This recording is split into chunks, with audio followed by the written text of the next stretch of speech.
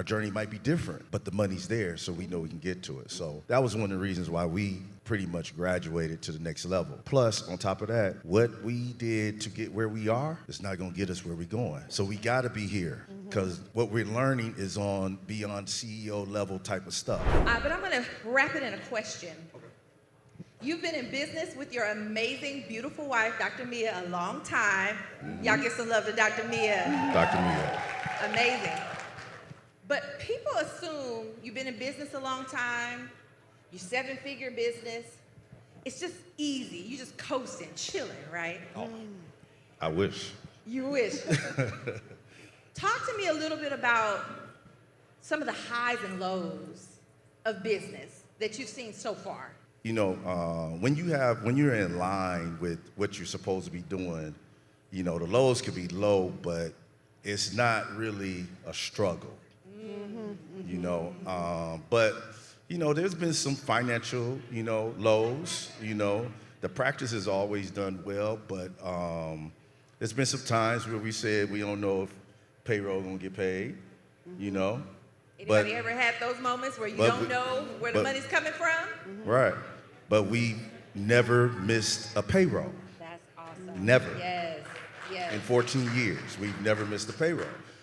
There's been some times where, you know, it was some challenges with employees, and that's most of our challenges, our employees, you know, and, you know, we work through it. We know now, through history, through TSP, we know now that's gonna be a challenge for us. You know, employees don't really wanna work like we grew up working. And so we're gonna have to put more time and be better, you know, and that's one of the things for this year that we talked to the executive team, that we're gonna be better. We're gonna train better, we're gonna hire better, we're gonna expect more of our patients or more of our employees and train them better. Because a lot of times when they're not doing what you're supposed to do, want them to do, it's your fault.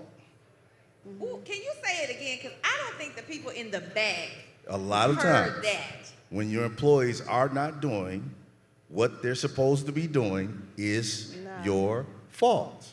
Okay. You didn't train them properly. You didn't give them tools to be successful. You did not follow up with them to make sure they was even doing what you asked them to do. No accountability. So it's your fault. So. No, and a lot of people would say, well, it's the team. Yeah. They need to figure it out. What is it about where you know you are in your leadership that you said, instead of pointing the finger at them and saying that it's all their fault, I need to turn inward and get me together. I need to get on those coaching calls with Coach Becky. I need to talk with Lamar and Ronnie about some strategies for retention. What is leading you to step up as a leader that way? Well, we're in the business of relationships, right? And because we're in the business of relationships, we know that all relationships are not perfect. You can lie to yourself all you want. They're not perfect, right? Yeah. But part of the problem in a relationship, you own some of it.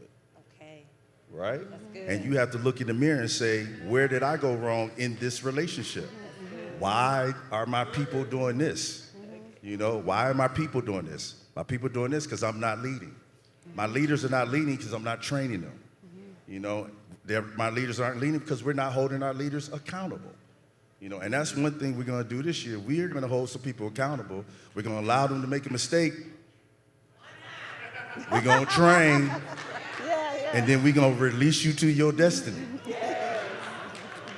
No, that's so good. Did that help anybody out there? Y'all give some love for that comment.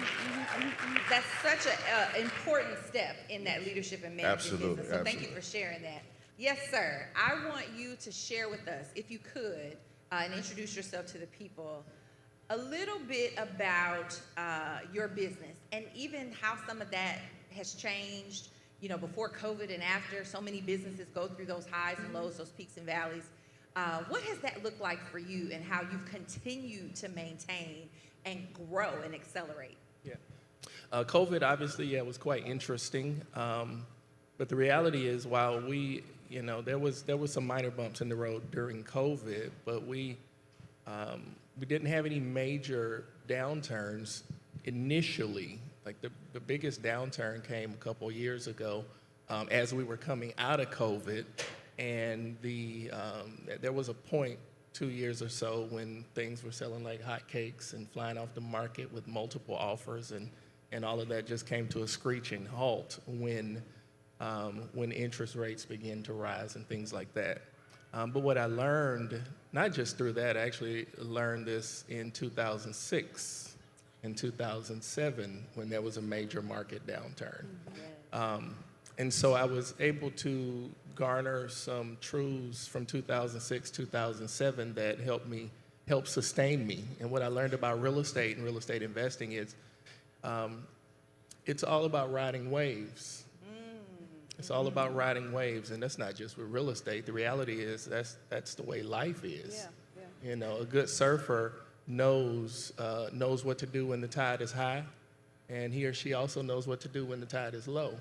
And I think that is really what our assignment is whatever your niche or whatever your business is, diving in a way that you seek to understand what to do when. You know, when the market is great, what to do. When the market is not so great, what to do, and how to navigate those twists and turns. And so, I mean, and I may get to this at some point later in the conversation, but I'll just pause here and say, in the midst of some of those most recent turns over the last, when did we join Mastermind? 2017. 2017, we came in at the same time, and you know, this community has been a tremendous force of encouragement and strength, even in the midst of those ups and downs and those waves that we've seen.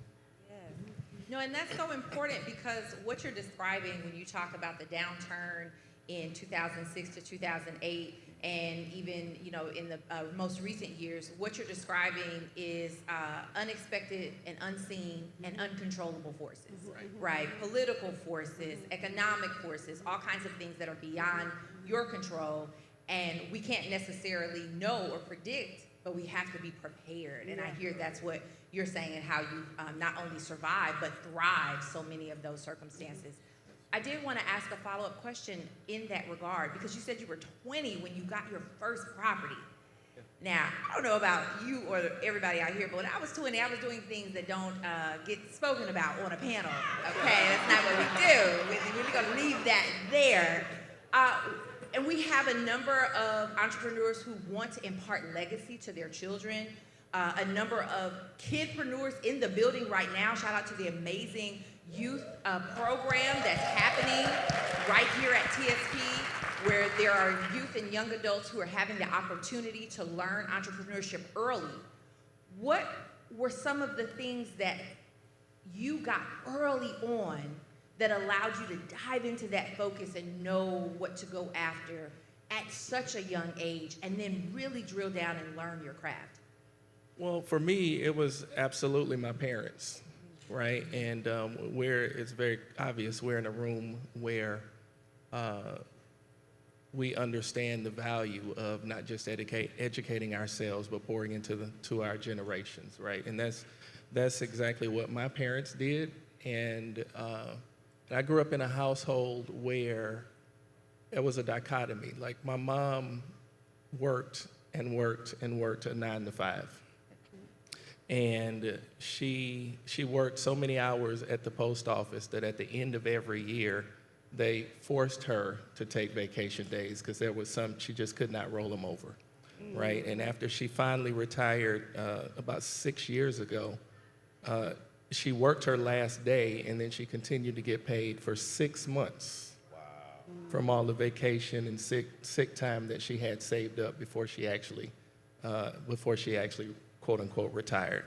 But the flip side of that is my dad was and still is an entrepreneur. And I saw that journey, that waves, that up and down, right? And I learned from my mom what great work ethic is all about, and how you don't make excuses, you just get up and do it, right? I remember one day she was so sick she went to work and her boss drove her home. So I learned that work ethic from my mom, but then from my dad I learned what it's like to take risk, and that there are great reward in taking risk. And so I'm just thankful now that I'm able to see the balance of those two schools of thought, Because even to this day, I don't care how much money we make or how many trips we take, my mom is still something in the back of her head that says, "Are you all right? You sure you don't need to, you don't need me to get you a job at Lockheed or something?" Right? But yeah, that's what it was for me. And so I just applaud all the parents in the room. I'm a single dad. I'm an empty nester now, thank the Lord. So that's a whole nother story. But you know, my children know entrepreneurship. They know business, not because I forced it down their throat, but because they were in the room with me. As a single dad, like in business meetings, they were with me. They were maybe sitting in the corner with the book, but they were overhearing the conversations. So much so that age 13, my son sold a house. That's a whole nother story. But not because I sat down and said, "This is how you do it," but because he had been in the room for so many years that he just picked up on the language and the jargon. And so I want to applaud the parents in the house that have your children in the room or that have these types of conversations.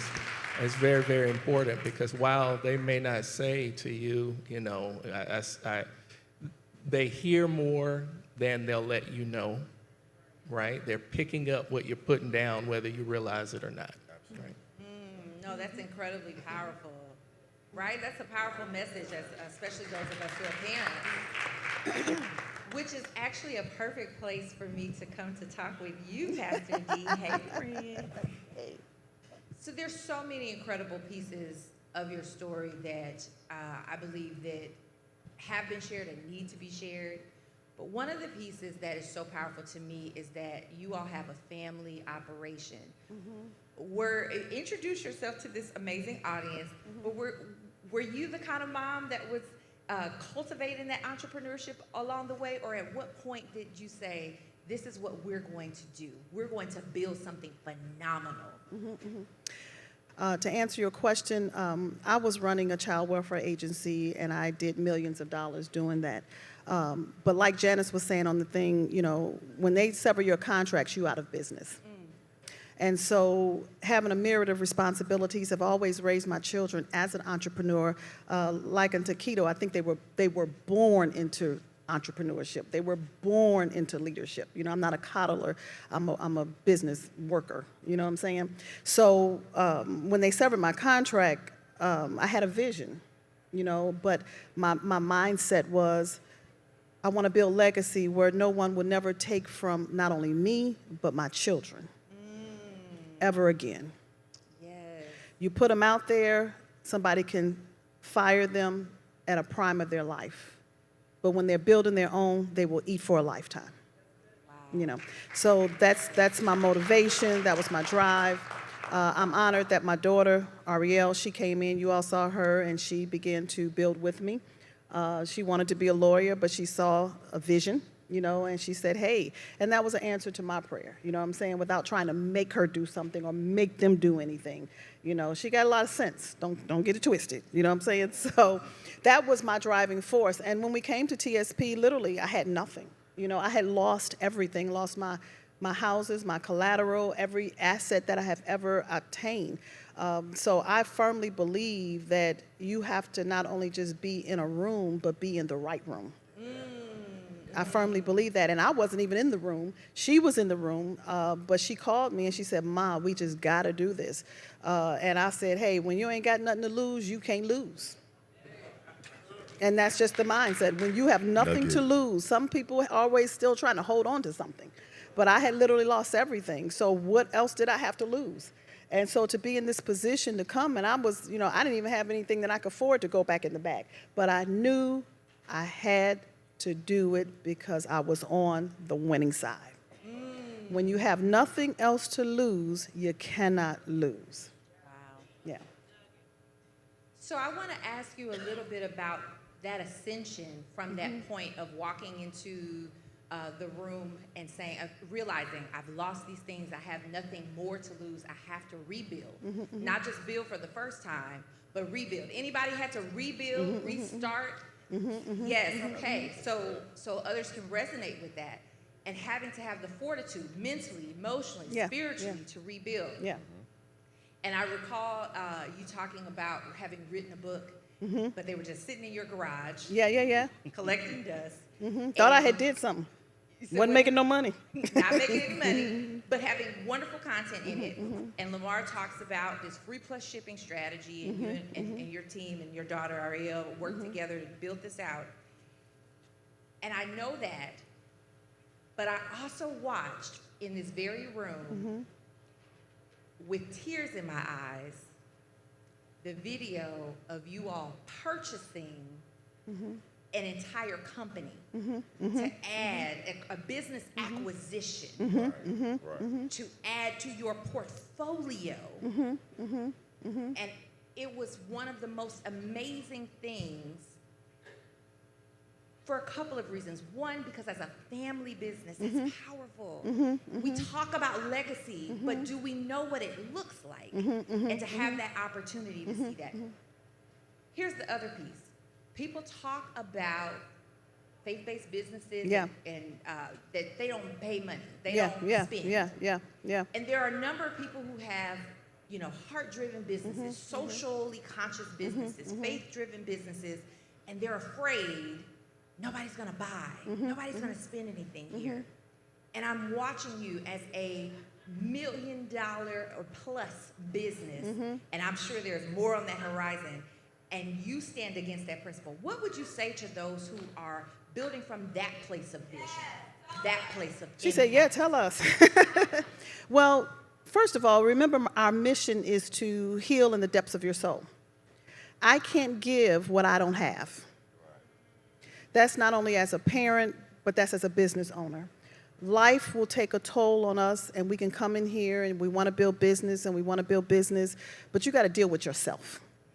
And not only losing everything, losing marriage, losing all that, I had to heal, and this is what I received in TSP. I had to get my mind right. You know what I'm saying? I could sit out there and do all those things, but if I didn't believe in myself, because when life hits you, it make you lose sight of yourself. When life hits you, it make you question about yourself. You know what I'm saying? And so we're all human, so I had to deal with myself. I had to get me in self right. And so with that, I had to see my own value. I can give and give and give and lose sight of myself. And when I first Ariel is the master integrator. I'm the master mouthpiece, So at the end of the day, giving a lot, I wasn't seeing what it was doing for me. I was seeing what it was doing for them. And I had a difficult time as a service provider, faith-based, whatever, quoting money. You know what I'm saying? So my first, coaching session was like 147. I was like, oh, Lamar said, how am I do that? And now I have no problem. I have an inner circle right now that everyone pays over $12,000 per person. Wow. Because I see me. Yes. I see them as well, but I also see me. So being in TSP has not only helped me build my business, but it has helped me build me. That's so good. That's so good. Yes. We're going to have time for a few questions for these amazing seven-figure businesses. So if you have some questions, come on to the mic. While people are coming to the mic, I just want to ask you all, what was the hardest money lesson that you had to learn? I mean, one that hurt, one that you say, ouch, but you were able to bounce back from and learn from to go ahead and grow your business. And I'll tell you why I want to ask that. There are so many people out there who feel like, I can't take the risk. If I mess up and make a mistake, not only did I fail in the moment, but I am a failure. And I want them to understand that you all sit here successful, but not without taking those risks and bouncing back and recovering and growing from there. Can you share something from those experiences? I hear you, Joseph. Go ahead, Joseph. Itching to get that mic. All right. I would say the first thing I would tell any entrepreneur is don't use your money. Don't use your money. Your business doesn't pay you back. Okay. Nugget. It doesn't pay you back. Now, if Doc allows me to sell this joint, we're going to get our money back, okay? But the truth of the matter is your business really doesn't pay you back. I think one of the biggest lessons that we have learned is you need capital. Coming out the door, you need capital. You got to have capital because what you think it costs to run a business is not what it costs to run a business. Unless you've done the numbers ahead of time, not while you're running the business. I'm telling you from experience. Unless you've done it ahead of time, what you think it costs to run a business is not what it costs to run a business. Some people say you need 6 months. No, you need 9 to 10 easily. Because within that 6 months, miscellaneous can happen. Okay? Yeah. Pastor Dee? Yeah. Well, for me, when we started developing our community, we had no one in there, that really understood what we were doing. Gratefully and humbly saying, we have over 100,000 women in our community right now and steadily growing. That didn't come because we were just beautiful. It came because we had to run Facebook ads. And so at first it's like, oh, we got to put this money in, and we got to put this money. So the greatest decision for me, as well as working with Ariel, is just to let go and say, we got to run these ads and we got to invest in it. You got to do it. It's scary, but at the end of the day, what other choice do you have? And I can honestly say I have met and come in relationships with some phenomenal women that has not only caused the business to grow, but caused me to grow. And I mean, even one sitting out here right now, Glenda, right there in the mastermind or in the Propel. She came through our community. You know what I'm saying? If I did not invest, I would not know her. So it's not just about the money. Who are you going to meet? Who are you going to get to come into your vision, to your business, so they can grow? Yeah. Kito. I'll keep it short, but there are 2 things that immediately come to mind. The first is from a real estate leverage perspective that you may be able to apply to other areas. I learned a while ago, and it's kind of similar to what Joseph was saying. Always, if you're borrowing money for something, always borrow more than you need. Because you're going to always need more than you thought you needed. And I learned that the hard way. The second thing that it comes to mind is there's a huge difference between faith and foolishness. And I know there's a whole lot of faith in the room. But you're going to need that 9 months Joseph was talking about. And if you only got 9 days, it is not faith to jump out there. That's foolishness. That's foolishness. Right? So I think the scripture says count the cost. And I think more times than not, when it comes to entrepreneurship, we don't really have the nuts and bolts. I thank God for this TSP community because, Lamar's going to give us the strength and the encouragement and the support and the motivation, but he's also going to take a step back and say, no, look, this is the reality of it, right? And this is how you plan for X, Y, and Z. And so just certainly be mindful of that. It's one thing to walk by faith, but don't live in foolishness and call it faith. Right. Okay, we're going to start at this mic and go back our triangle here. Akeisha? Hey everybody, I'm Kito Johnson of An Inspired Story. I'm a business leadership coach who empowers professionals to become the kind of boss other people want to work for. I'm super curious, right? I've been in the mastermind for a couple of years. It's obvious that, it's time to transition, especially since all of you started off, right, in the mastermind before you got into the collaborative.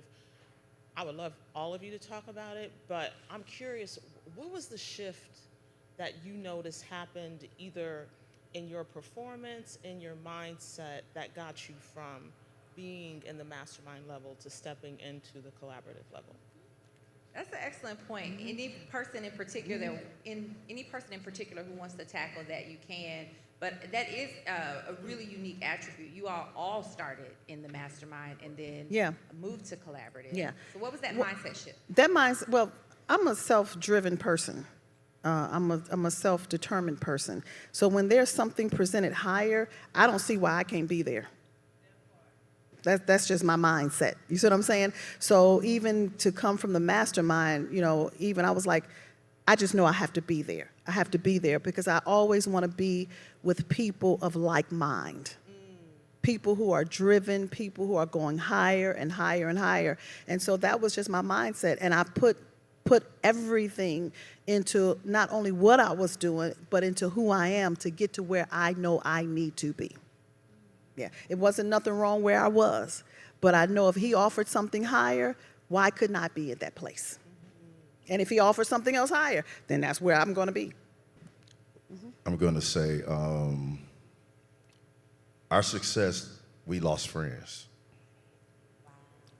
Say that again. Which is cool. Our success, we lost friends. All right? Because our conversation is about getting this money. I mean, I'm keeping 100 with you. That's what it's about,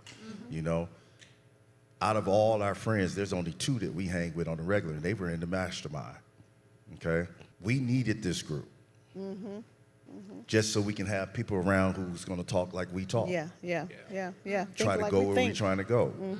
People that I can say doing 10, 12, 13 million a year in the same program that I know we can get to. Yeah. Right? Our journey might be different, but the money's there, so we know we can get to it. So that was one of the reasons why we pretty much graduated to the next level. Plus, on top of that, what we did to get where we are, it's not going to get us where we're going. That's right. So we got to be here, because what we're learning is on beyond CEO level type of stuff. And we can't do or get to where we want to go without it. Can I ask you a quick question, Joseph? Yes. What I hear you saying is that you had to be willing to let go of what didn't work anymore and relationships that didn't take you to the next level. Is that what you're saying? Yes, absolutely. Okay. And I'm cool. We're still friends with some of those people too.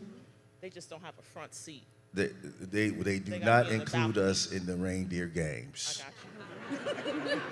All right, excellent question. We're going to take the next question in the back. Good evening, everyone. I am Tolu Ojeshino, founder and CEO of Moda Head Wraps, where we design and create no-tie head wraps for women who love head wraps but struggle with traditional head wraps. We have you up and running in 5 minutes or less. Thank you for all your comments. My question is, when it gets really hard, where do you look? What do you look to keep your motivations going? Well, Joseph got his answer right here, right? God, we have a very strong faith, right? And we've seen God do some things we can't explain. Yeah. God done paid some bills, and we got some receipts that don't have our name on it. We literally have receipts with nobody's name on it. Okay? So we have never stopped in a struggle. We always keep going. My motto is 365 grind. We go hard. And some people don't like being around us for that reason, because we go hard. Yeah. So, and I know God put us here to do what we do. So my faith is in God. Yeah. And anything I can't handle, I just give it to God. I'm just Joseph. Yeah. So. Yeah. And for me, can I just keep it real?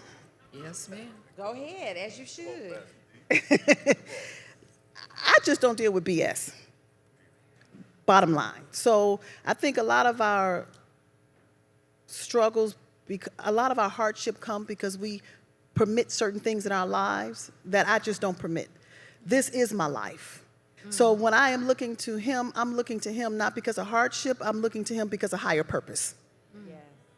Good. And so because I don't deal with everybody who's basically in my circle is in TSP, collaborative, or my clientele. Anything outside of that, miss me. You ain't gonna see me, you ain't gonna talk to me, and you ain't gonna deal with me, because I don't permit you in my space. That's just bottom line.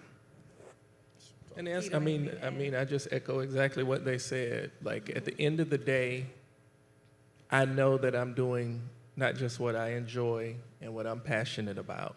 I know I'm doing what I'm called to do.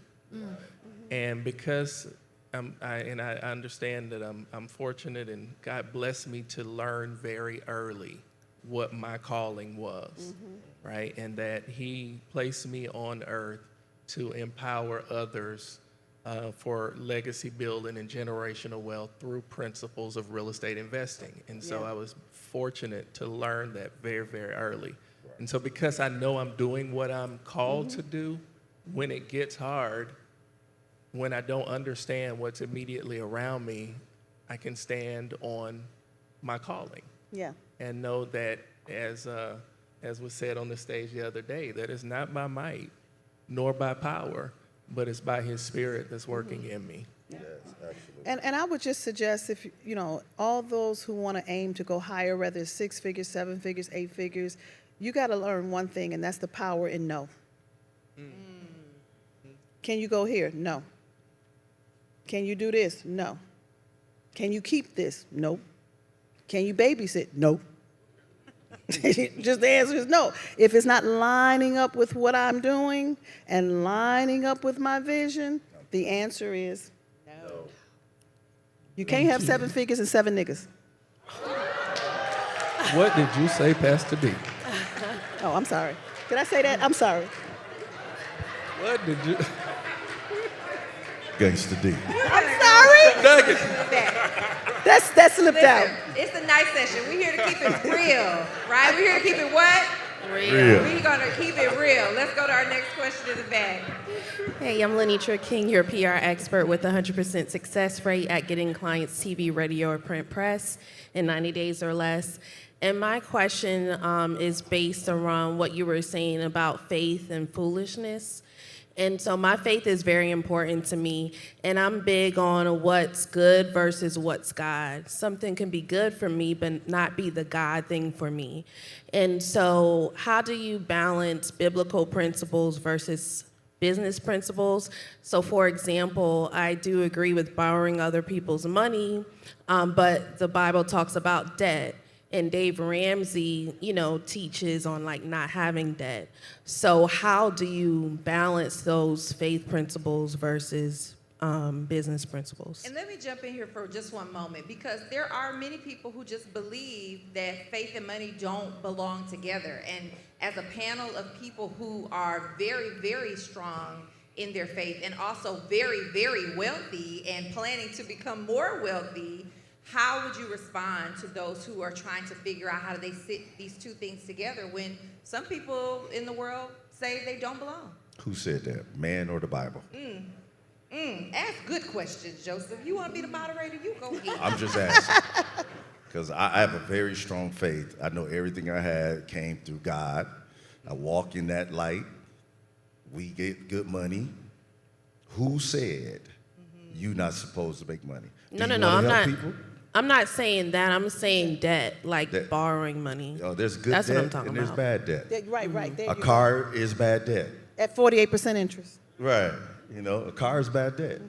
You need debt I to think get where you want to go. MeBella's not going to be a $10 million company without debt. It's not going to happen. We're going to have to walk into somebody's bank, ask for some of their money, and do what we need to do. That's debt, but that's good debt. That debt is going to take us to the next level. Now, I'm from the hood. We're going to flip that debt. Flip it. That's right. Flip That's it. right. Right. You want to jump in? Yeah, I wanted to say, like, at the end of the day, because we've been talking about relationship in general. At the end of the day, faith and your spirituality is all about your relationship and your relationship with your Father. I don't believe that the scripture is of private interpretation. I don't think just because you see it one way is the way I have to see it. I got the Holy Ghost, and He speaks to me, right? My relationship with Christ and the things that I see from scripture, things look different to me than they looked 15 years ago or 30 years ago when I was growing up singing in the choir, right? The more I live this life and experience this life in relationship with my Heavenly Father, the more I grow spiritually, and the more I realize. Let me just say this, and this is kind of, let me just say this. I woke up about 14 years ago and realized that I had never really had an original thought. See, the other part of my life is I used to pastor a church. I started a church. And I woke up and realized that every decision I had really ever made was filtered through the lens of what the church gonna say, what the pastor gonna say, how is this gonna affect the people I lead, et cetera, et cetera. And I realized I don't think I've ever made a Kito decision without first filtering it through some lens based on what somebody else told me. And when I realized that, first thing I did was get a tattoo because they told me I couldn't have one. You rebel, you. No, it is a scripture. It's Romans 8:28. Oh, I'm clear. I know where it is. Still a tattoo. But that's when I decided that I was going to deepen my relationship with Christ. And just after this happened, not long after, and I got this revelation, got a tattoo and doing all this, I was driving my kids to school one day, and a secular song came on the radio, go figure. And I was actually singing it. And my son looked at me and said, I like the new dad. Mm-hmm. Mm-hmm. And that's when I realized I was finally doing what God actually intended on me to do from the very beginning, but I couldn't do it because I was living everybody else's life. Mm-hmm. Let me give you a principle that has caused me great success and is continuing to cause me success. Love your enemies. It's my enemies that cause me to prosper, not my friends. That is not directly related to terminology of money, but money is hidden in that principle. And so we have a tendency to love those who are good to us, but I see my enemies, I love my enemies, and I treat my enemies like my friends. And because I do that genuinely, that's a principle that I'm working, and the principle works for me, and that's why I'm sitting on this stage today. Thank you so much for sharing that. We have time for one more question. And I think just in the realization of what is being discussed, we don't have those same pressures to not borrow when we talk about college. Raise your hand if you went to college. Raise your hand if you got a second degree in college. And I bet all the family applauds that. And that's a financial investment that many of us have to go into debt to do. Yes. No one applies that principle and puts that type of pressure when we talk about a mortgage for a home. Raise your hand if you've purchased a home or an investment property.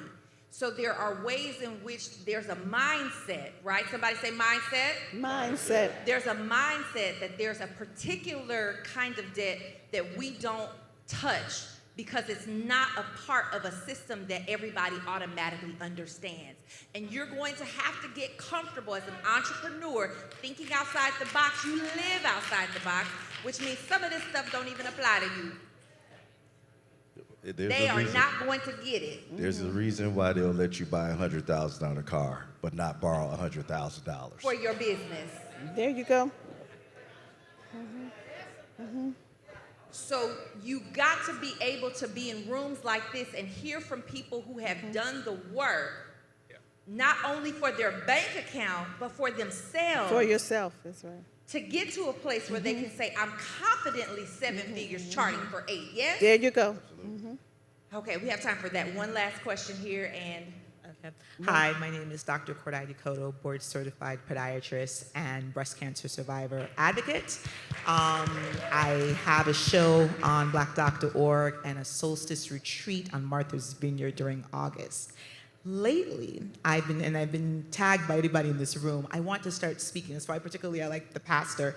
Instead of giving out free advice about breast cancers, I have little seminars making an incentive. And I want to know, what was your aha moment when you said, even though I'm a Christian woman and I'm giving these principles, I'm worth it to make it a business where you're paying me to understand these principles.